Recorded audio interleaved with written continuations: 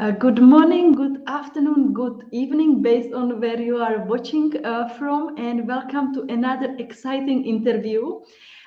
Today, my guest is Petra Drahoňovská, who is a career coach, and we are going to talk about careers and life abroad. Hi, Petra, I'm so excited to have you here, and I'm very happy that this interview is happening. Hi, hello. Thanks for inviting me and having me here. Yeah, where to start? Maybe before we jump to the questions, I'm very excited, as you can see. Can you tell us a bit more about who you are? What is your story? Okay. So as you said, I'm career coach, trainer, counselor, how you wish, because the description of this job is quite wide. Actually, what I do is helping people on their crossroads, in their careers, and I'm specialized for some bigger shifts, for some bigger career transitions. So, for example, when somebody is not only upskilling himself or herself, but as well, for example, reskilling, do some reskilling or requalification, how you wish to call it. This is sometimes, or this is the situation where usually, go through it every day. So people appreciate some support, some help, and maybe somebody who can get oriented them a little bit more. So it's not only about some like informational tips, how to describe your new skills at your curriculum vitae, but as well how you design your next steps, looking for your job, how to explain to other people around you why you do the transition. I mean, like the job transition. So this is what I do actually, and I work with individuals. I run some workshops and open trainings, or I do it for some organizations, and as well as my brand says, I love to design my own tools online and as well, like let's say offline in paper version. So I design career diary, I call it, and some other tool which is helping kids and in the end of the elementary school to choose their next steps of the studying.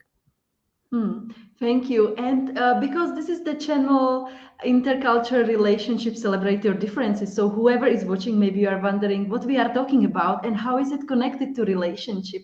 So actually, I invited Petra because career is usually a huge topic for intercultural couples because one of them is in another country and usually career change plays a role and it can cause the relationship to break down.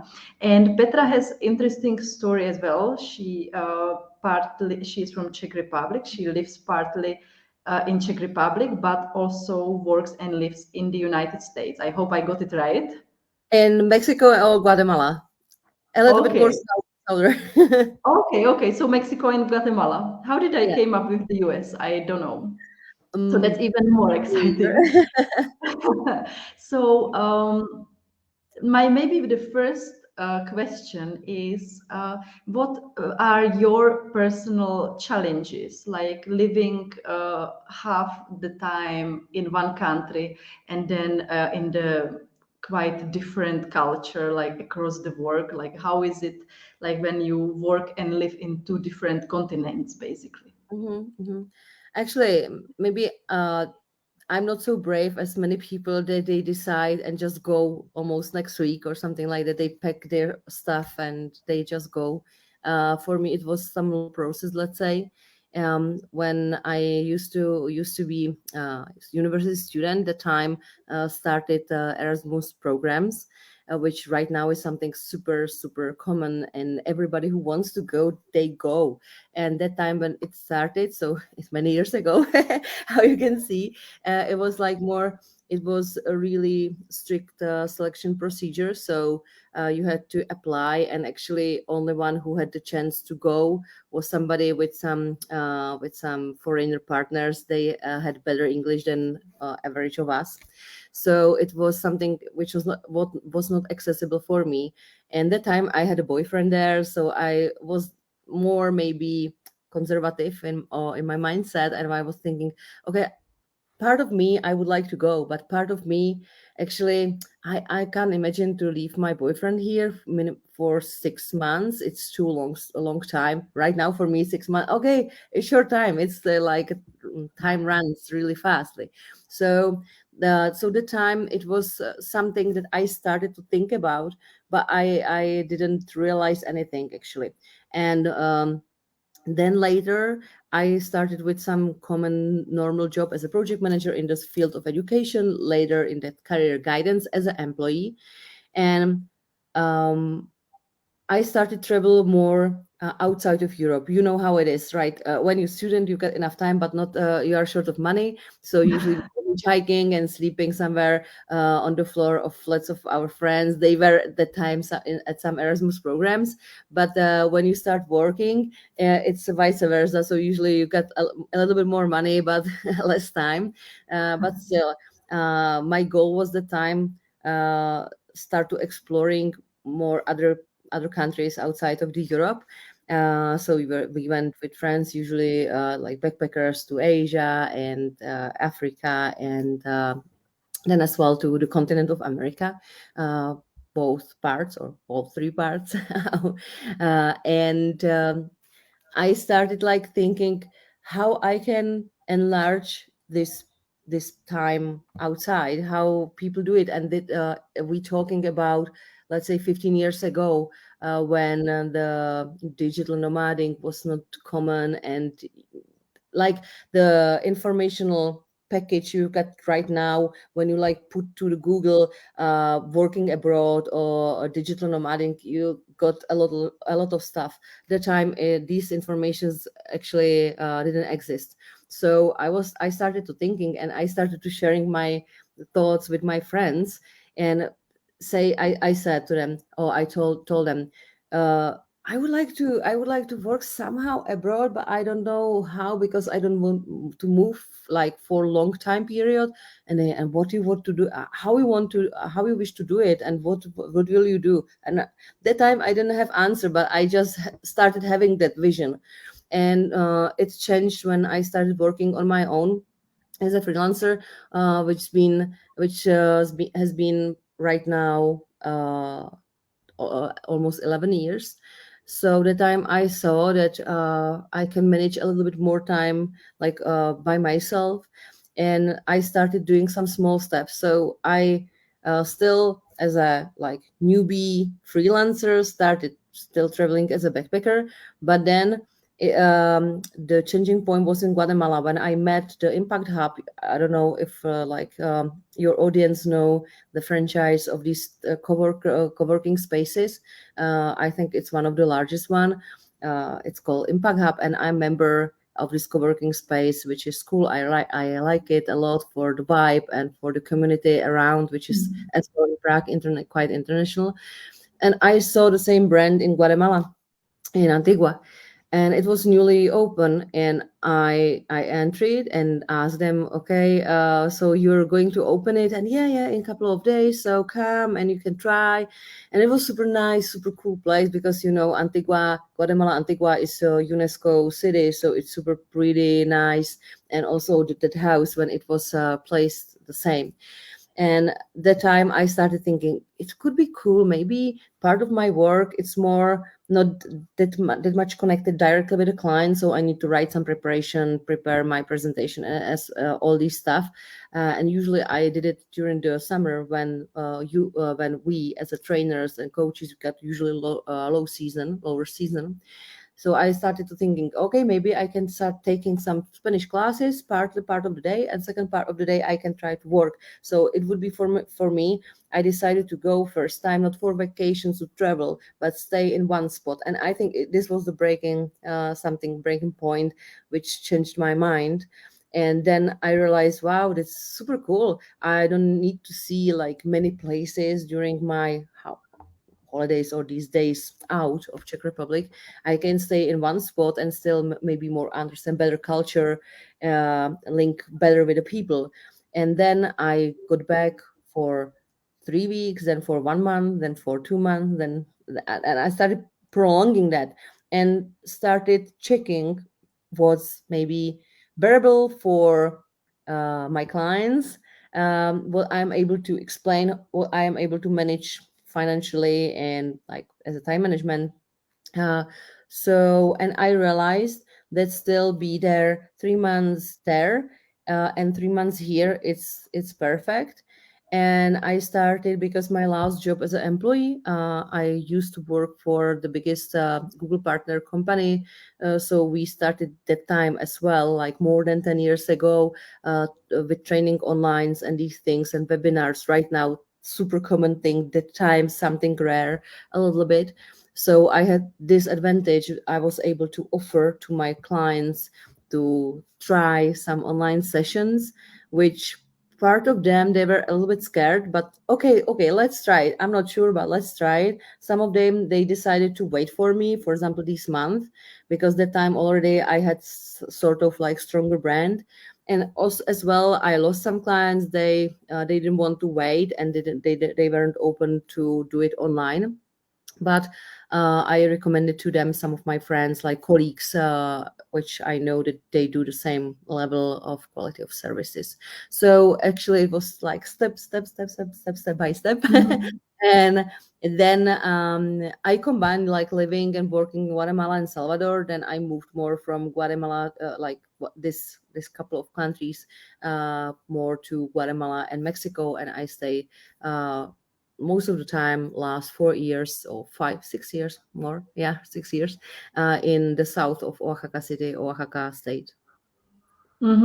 Yeah, and what I hear there from your story is basically if we want to live and work abroad, we kind of probably need to think out of the box how to make it work and be a bit innovative, and also be happy with the small steps, basically. That maybe I think often we kind of expect, no, I will go there, I will find immediately job, it will start working immediately. But what I hear from you, like it was like slowly, and then like after you said like 6 years now you are going to same country.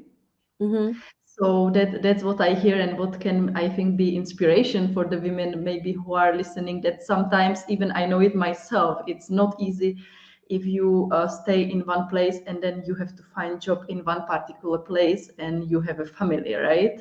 Yeah. Um, and that brings me, when we were chatting before this interview, you mentioned that the most common question you get, oh, do you go there every year because you have a partner or boyfriend there? So how do you respond to that? Yeah, I start laughing because it's like super common question.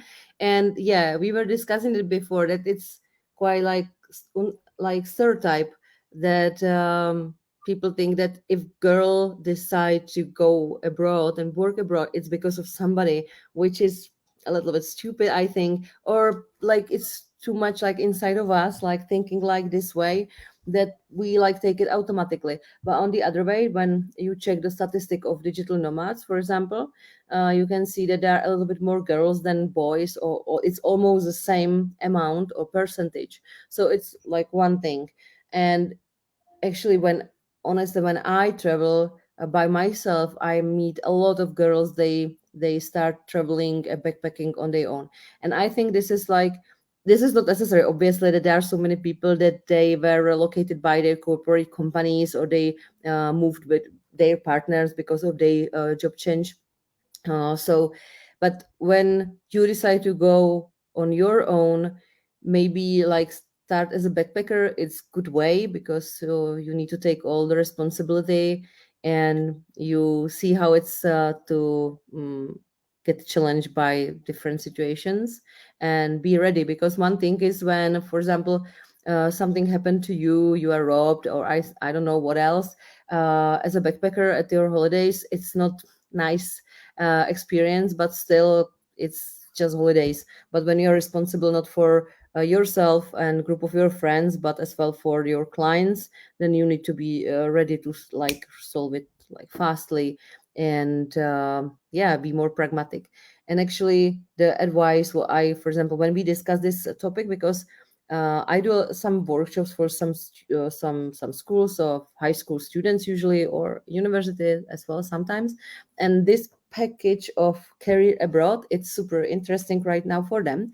But what I see, they like perceive it as something like super general topic. So okay, working abroad, it could be interesting, but when we start to precising what it means, we see that there are so many options, which is good. And actually this is the answer, or not, maybe I agree with you what you say, that there are so many options. So okay, I am this super brave girl or guy, decide to lock my flat and go tomorrow and look for a job just by myself outside of Europe. uh, Hard to say if like legally or illegally, if it's outside of Europe. Or I prefer to have some backup through some company and try to some work and holidays programs like this. Or I will wait and start my career in some corporate some corporation, and then I try to be relocated. So and plus the digital nomading, which has as well super wide variety, because you can start with volunteering, for example, or you can work locally for somebody there, or you can work, as I do mostly, actually from that countries outside. I work usually for clients from Europe. So Mm. so huge variety, and I think it's important that people right now minimally to see the variety, because it means that for, I think, for everyone, is there some way, if you're brave, if you're more crazy, if you're more conservative, so always this way if you wish. Yeah, and I love this so much, and I'm so happy you brought it up, like these options, like because I think I have it also in somewhere in the back of my head, this like older kind of way of thinking. When I am in some time, I have to go start going around the companies which are in the town, and as you said, like thanks to globalization and maybe like now the world basically has gone completely online because of the COVID, and there are so many options, like you can do your own business, you can work from some other company online, you can like have a combination. And actually when I think of it, like what kind of jobs my clients do, there is everything. There is their own business, they are working for somebody, for international organization, they are working for local organization, NGOs, church, like all these options. And I am so happy that you actually like pointed it out, that Yeah. sometimes we feel like we don't have options, but actually then when we dig a bit deeper, we realize we actually have options. So that's very optimistic, and I feel already also like happy for many women who are maybe struggling with this right Yeah. now. And maybe talking about the boyfriends and partners thing, actually, right now with as well the, okay, COVID sucks definitely, but it brought us some like good things, which is more open approach, maybe from the side of the companies, that they let us more people to live to work remotely. And so for example, what I see from side of our clients, for example, I, because part of my time I dedicate to some NGO, which is which called Chekidas, and it's a organization which supports especially women, girls to go IT. And what it means that we offer some requalifications to the data analyst or data analytics, web design and testing. And there are so many motivations. But as well, sometimes I see that, for example, with international couples, when they expect, not just for example the girl, that okay, I expect that I need to move with my boyfriend when he will get a better job or different, but they expect, for example, that maybe they were more circulated and they will stay live in more countries because of the carry of both, or just one.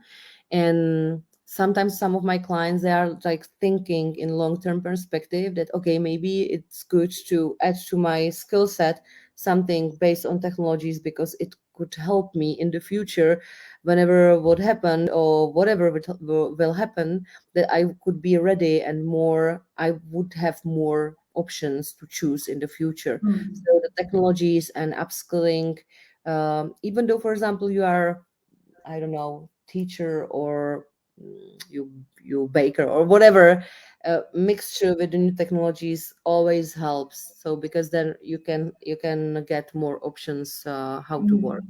Mm. Mm.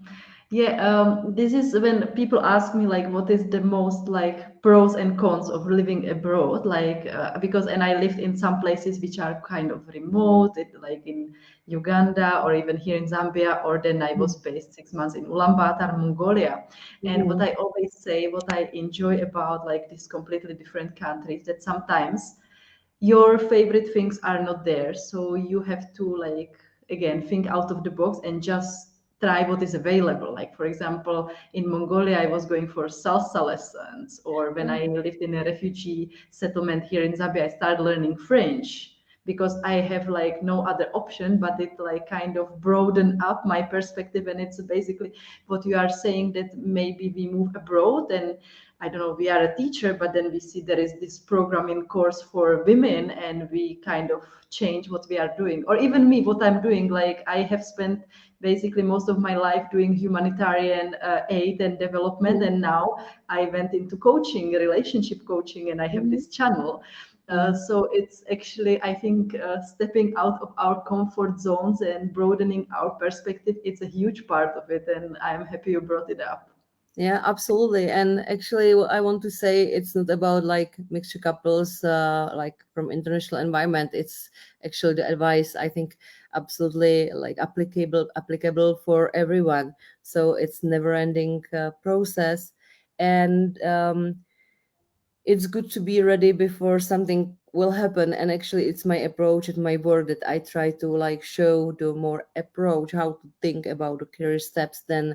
Um, and not just be surprised and shocked and in some like bad emotions when something would happen. For example, you are got fired, or for example as well you are a little bit pushed by your partner that okay, we have to move because of my career. So when that time, which is usually emotionally really hard to deal with, start to thinking first time about these things, it's harder. Obviously you can get or reach your goals as well, but when you start like when you take it as a long life approach, then you would be more prepared and more, let's say, Hmm. anti-fragile, as said Taleb, for Yeah. example, in his book. Mm. And I think you perhaps already touched on the answers to my last question, which was because, yeah, like as you said, it's a bit of stereotype that when women live abroad, it's because of the partners, but there are like lots of women who moved for their partners, and both of the options are completely fine. So, what would be your advice to women who move abroad because of their partner? Like, what would be your advice career-wise? Because as I mentioned in the beginning, careers and jobs and basically money, it can be one of the reasons why the Mhm. relationship doesn't survive. So, what would be your advice concerning Mhm. this? So first, what I said actually, maybe get ready before the situation would happen, and start to think about these things in long-term perspective. The second, have something yours, some your thing, because I can imagine it, and I saw it around when, because in these places I stayed or I stay, there are so many international couples. So and it's and many times it ends up as you said. So because for example they start just live from day love, if I can say it like this, but it's not sufficient in long-term perspective.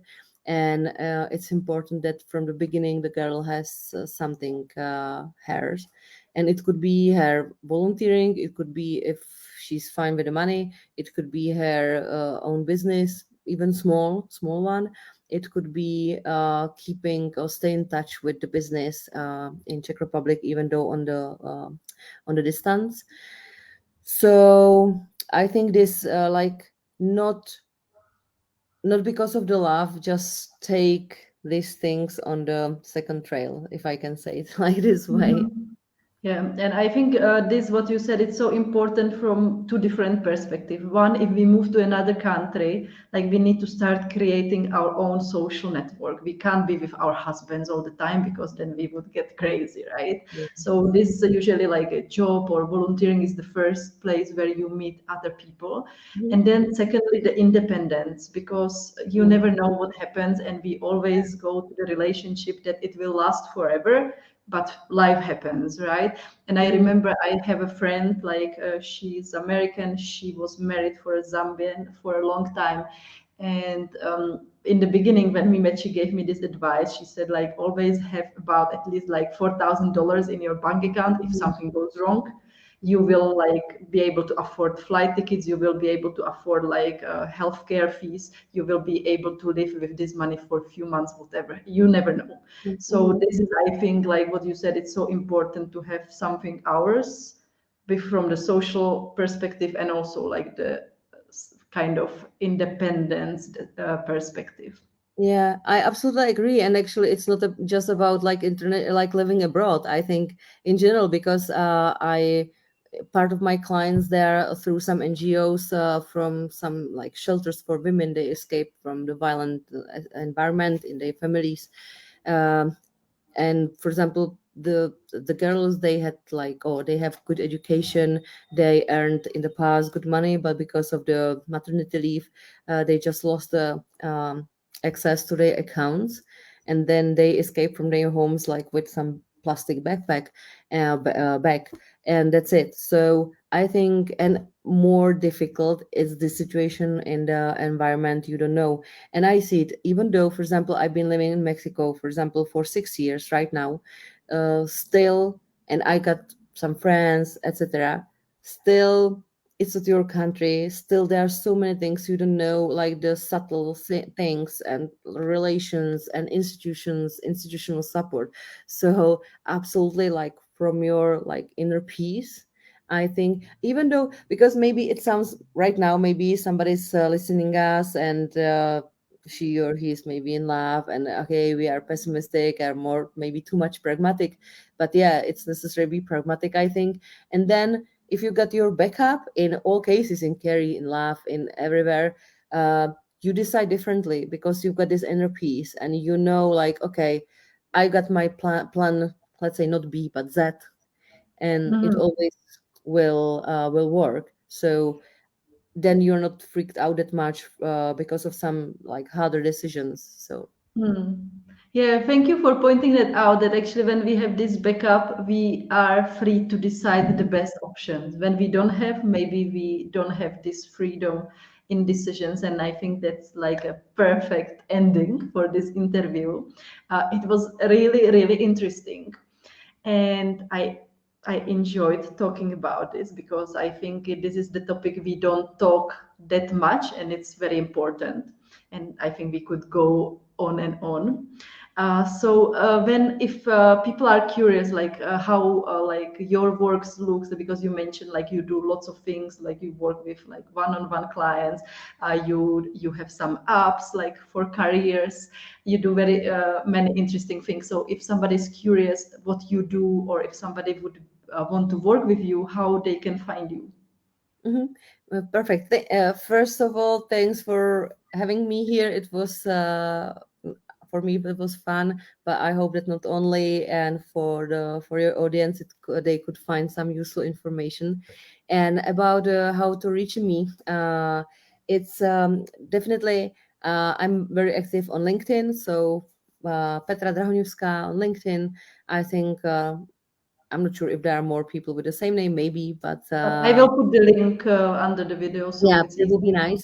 And definitely my website, careerdesigner.cz, but there is some flag for changing the languages. So there is some, there is English version as well. So yeah, you're welcome. Awesome. So I will put it under the video. And yeah, thank you again, and have a wonderful afternoon. Thank you, you too. Bye. Bye.